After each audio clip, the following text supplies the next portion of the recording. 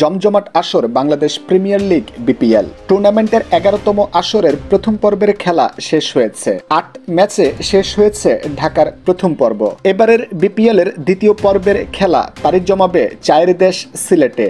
এই পর্বের জন্য আজ টিকিট মূল্য প্রকাশ করেছে বিসিবি। ঢাকার প্রথম পর্ব শেষে চায়ের দেশ সিলেটে বিপিএল শুরু হচ্ছে আগামী 6 জানুয়ারি।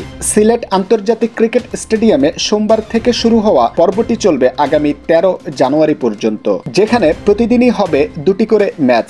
সিলেট পর্বে মোট ম্যাচ অনুষ্ঠিত হবে 12টি। আগামীকাল রোববার থেকে সিলেটে বিপিএল এর টিকিট পাওয়া যাবে। এবার ঘরে বসে অনলাইনে www.gobcbticket.com.bd থেকে টিকিট সংগ্রহ করা যাবে। এছাড়াও মধুমতি ব্যাংক ও সিলেট আন্তর্জাতিক ক্রিকেট স্টেডিয়াম সংলগ্ন বুথে প্রতিদিন সকাল 9টা থেকে রাত 8টা পর্যন্ত চলবে টিকিট বিক্রি। স্টেডিয়ামে বসে বিপিএল এর খেলা দেখতে সর্বনিম্ন 150 টাকা থেকে সর্বোচ্চ 2000 টাকা খরচ করতে হবে দর্শকদের। গ্যালারিগুলোকে ভাগ করা হয়েছে মোট 12টি ভাগে। একটি টিকিটে দিনের 2টি ম্যাচই উপভোগ করা যাবে। 150 টাকায় ওয়েস্টার্ন গ্যালারি ছাড়াও গ্রিন হিল এরিয়া শহীদ আবু সাইদ স্ট্যান্ডের টিকিট কাটা যাবে। ইস্টার্ন গ্যালারি 250 টাকা, ক্লাব হাউস 500 টাকা এবং জিরো ওয়েস্ট জোনের টিকিটের মূল্য 600 টাকা।